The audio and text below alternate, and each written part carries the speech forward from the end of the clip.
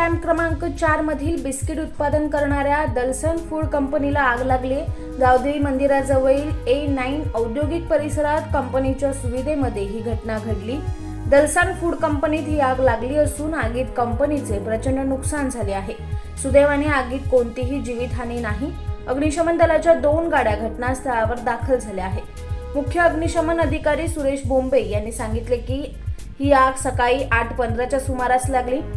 आगीच्या घटनेदरम्यान आपत्कालीन सेवांनी तातडीने प्रतिसाद दिला। यानंतर 3 अग्निशमन दल घटनास्थळी रवाना झाले। सुमारे 2 तासाच्या अथक प्रयत्नानंतर सकाळी 10:15 पर्यंत परिस्थिती नियंत्रणात आणण्यात अग्निशमन दलाला यश आले।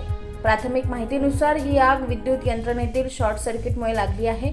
या घटनेमुळे कंपनीचे मोठे आर्थिक नुकसान झाले असले तरी अधिकाऱ्यांनी पुष्टी केली की कोणतीही जीवितहानी झाली नाही। कारखाना आणि त्यातील उपकरणाचे किती नुकसान झाले याचे मूल्यांकन केले जात आहे। शॉर्ट सर्किटचे नेमके कारण शोधण्यासाठी आणि आगीच्या एकूण आर्थिक परिणामाचे मूल्यांकन करण्यासाठी कंपनीचे अधिकारी आणि स्थानिक अधिकाऱ्यांनी सखोल तपास करणे अपेक्षित आहे।